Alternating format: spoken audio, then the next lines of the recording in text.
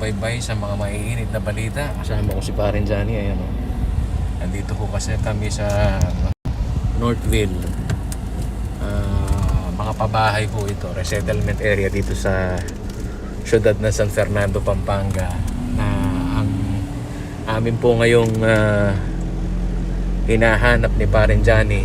At isa ho ito sa mga viral na balita dito po sa San Fernando, Pampanga, na yung nawawalang 4 years old, baby pa to mga kaibigan, ano?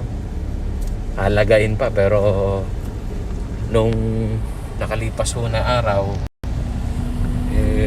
natagpuan hong wala ng buhay ito. Di umano ang suspect kapitbahay. Nasa tamang gulang na to, 18 years old daw yung suspect, tambal. At yung pagtatagpi-tagpi nga ho natin ng kwento dito sa mga nababasa natin sa social media posts, anong nangyari? Bakit pinatay? Diba?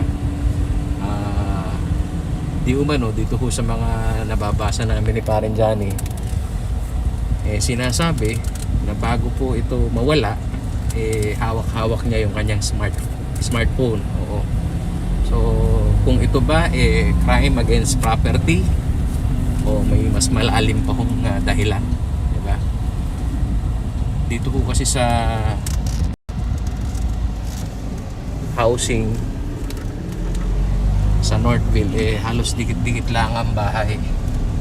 Pero sa tagal ng paghahanap po nitong pamilya ni Bibi Kian, hindi nila sukat akalain Parin Johnny, nakapit bahay lang pala yung suspect at gumawa ng karumal-dumal na krimen. Sa CLTV 36 News, no? At eto ho, aalamin natin ang kumpletong balita, real time.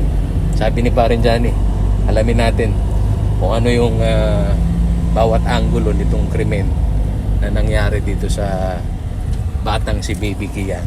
So hanggang sa muli mga ka-Facebook.